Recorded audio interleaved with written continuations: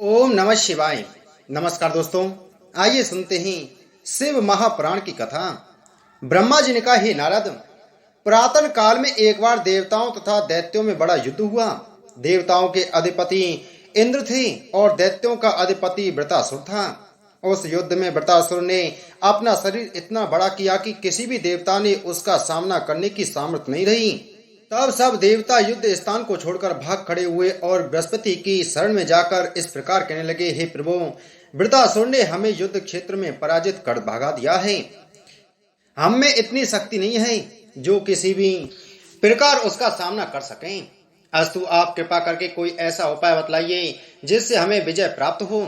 हे नारद, देवताओं की प्रार्थना सुनकर बृहस्पति ने भगवान सदाशिव का ध्यान धरते हुए उत्तर दिया, हे देवताओं, यह वृत्रासुर अपने पूर्व जन्म में चित्ररथ नाम का राजा था।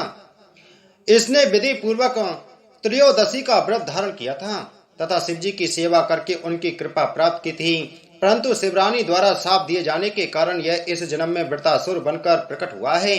अस्तु, यदि तुम वृत्रासुर पर विजय प्राप्त करना चाहते हो तो प्रदोष व्रत धारण कर भगवान सदाशिव का पूजन करो। प्रदोष व्रत धारण करने वाला मनुष्य अपने संपूर्ण मनोरथों को प्राप्त करता है। हम तुम्हें प्रदोष व्रत की विधि बतलाते हैं, उसे ध्यान पूर्वक श्रवण करो। हे देवताओं, प्रदोष का प्रारंभ कार्तिक मास से करना चाहिए। इस प्रकार प्रत्येक मास की त्रयोदशी तिथि को व्रत करके 1 वर्ष पर्यंत शिव जी का पूजन करना चाहिए। यदि कभी शुक्ल पक्ष में त्रयोदशी के दिन शनिवार पड़े तो वह अति उत्तम फल देने वाला होता है। जब संध्या काल से पूर्व प्रदोष काल आवे तब किसी प्रसिद्ध शिवलिंग का पूजन करें। तदुपरांत स्नान कर मौन धारण करे तथा गौ घृत से बहुत से दीपक जलावे। इन दीपकों की संख्या 100 से लेकर सहस्त्रों तक उचित है। यदि इतने दीपक जलाने की सामर्थ्य न हो तो 10-20 दीपक अवश्य जलाने चाहिए। इसके उपरांत सब प्रकार की सामग्री श्रेष्ठ नैवेद्य प्रेम पूर्वक शिव जी को भेंट करें तथा शतरुद्री का पाठ श्रवण करें। अंत में 200 बार शिवलिंग की परिक्रमा करके ब्राह्मणों को भोजन करावे, फिर स्वयं भी भोजन करें। हे देवताओं, यदि इस उपाय से तुम सब लोग व्रत करोगे तो भगवान सदाशिव तुम पर प्रसन्न अवश्य होंगे और तुम्हें वृत्रासुर पर विजय प्राप्त कराने की शक्ति प्रदान करेंगे। बृहस्पति के मुख से यह वचन सुनकर सभी देवता अत्यंत प्रसन्न हुए। तदुपरांत उन्होंने अपने गुरु की आज्ञा के अनुसार प्रदोष व्रत धारण किया। फिर शिव जी की कृपा का आश्रय लेकर जब उन्होंने वृत्रासुर के साथ युद्ध किया और इंद्र के वज्र द्वारा वृत्रासुर मृत्यु को प्राप्त हुआ, तब अपने शत्रु पर विजय पाकर सभी देवता अत्यंत प्रसन्न हुए। इतनी कथा सुनाकर ब्रह्मा जी ने कहा, हे नारद, अब मैं तुम्हें त्रयोदशी के व्रत की अन्य विधि सुनाता हूँ। उसे जान लेने पर अत्यंत आनंद प्राप्त होता है। वह विधि इस प्रकार है कि त्रयोदशी के व्रत के दिन चांदी का बैल तथा सोने के शिव गिरजा की मूर्ति बनवावे। शिव जी की मूर्ति इस प्रकार की होनी चाहिए कि उसमें 10 भुजा, 5 मुख तथा 3 नेत्र हों। इन मूर्तियों को तांबे के कलश में स्थापित करें। कलश के चारों ओर पंचरत्न के फल तथा फूल स्थापित करें। इसके साथ ही एक चांदी अथवा मिट्टी का दूसरा कलश भी समीप ही स्थापित करें। उस कलश को वस्त्र, माला तथा आभूषणों से सज्जित करें। फिर षोडशोपचार विधि द्वारा भगवान सदाशिव का पूजन करें। चारों पहर रात्रि जागरण कर उत्सव मनाए तथा शिव जी को दंडवत प्रणाम करता हुआ अनेक प्रकार से स्तुति करें। जब प्रातः काल हो जाए तब स्नान करके शिव जी का फिर पूजन करें। पूजन के उपरांत हवन करें। तत्पश्चात विसर्जन करके ब्राह्मणों को सुस्वादु भोजन कराए। फिर ब्राह्मणों से आज्ञा लेकर स्वयं भोजन करें। हे नारद, प्रदोष व्रत की दूसरी विधि यह है कि जब त्रयोदशी के दिन शनिवार पड़े तथा शुक्ल पक्ष हो, उस दिन संतान प्राप्ति के हेतु त्रयोदशी का व्रत आरंभ करें। यदि 13 मंगलवार की हो तो वह भी शुभ होती है। शुक्रवार को पड़ने वाली त्रयोदशी आयु वृद्धि तथा रोग शांति के लिए फलदायक कही गई है। व्रती को चाहिए कि वह संकल्प करके संध्या के समय प्रीति पूर्वक भगवान सदाशिव का पूजन करें। चारों ओर दीपक जलाकर अपने मनोरथ को प्रकट करता हुआ शिव जी की अनेक प्रकार से स्तुति करें। फिर नंदी के अंडकोश को देखकर उनके दोनों सींगों के बीच भाग को देखें। तदुपरांत उसकी पूंछ का दर्शन करें।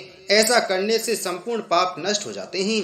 संसार में जितने भी तीर्थ हैं वे सब बैल के अंडकोश में स्थित रहते हैं। तदंतर ब्राह्मणों को यथाशक्ति दक्षिणा देकर भोजन करावे और मौन व्रत धारण करें। अंत में स्वयं भी लवण सहित होकर भोजन करें। अथवा खीर खाएं। इस प्रकार 1 वर्ष तक त्रयोदशी का व्रत धारण करें।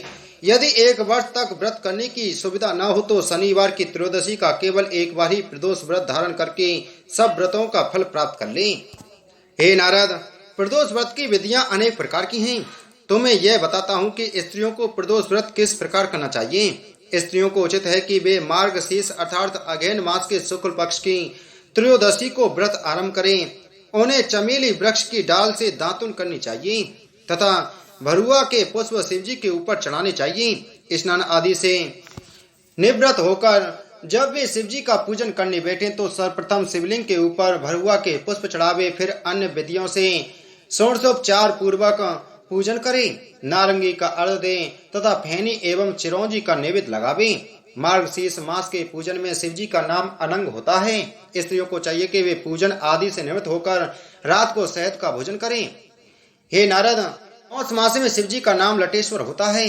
अस्तु स्त्रियों को चाहिए कि वे इस मास में गूलर की दातुन करें तथा जाति पुष्प को शिवजी के ऊपर चढ़ावे। अनार का अर्घ देकर अशोक पत्ती का नैवेद्य लगावे। उन्हें स्वयं श्वेत चंदन को खाना चाहिए। हे नारद, माघ मास में शिवजी का नाम योगेश होता है।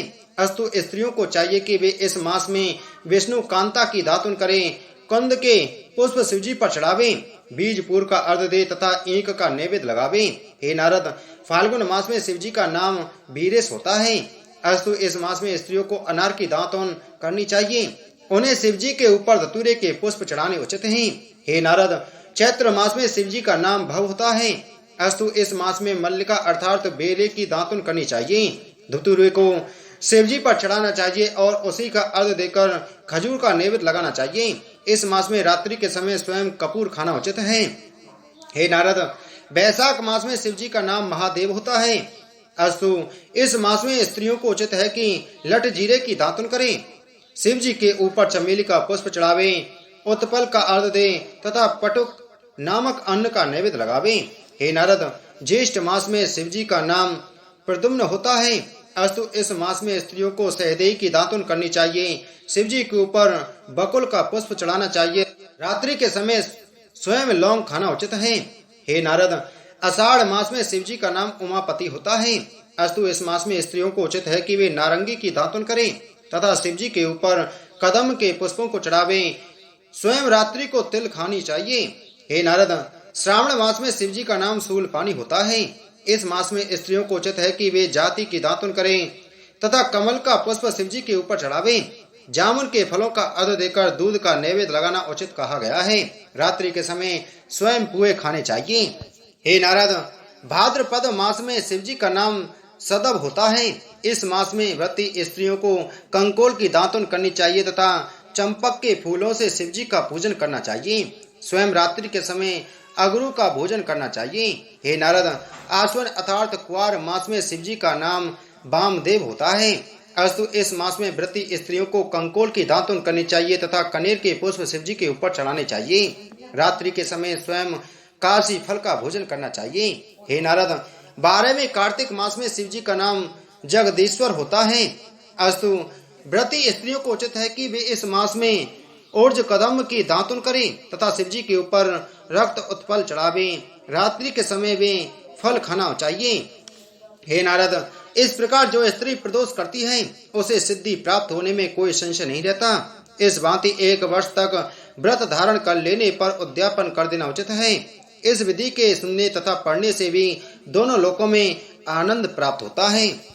ब्रह्मा जी ने कहा, हे पुत्र, अब मैं एकादशी व्रत का महत्व कहता हूँ।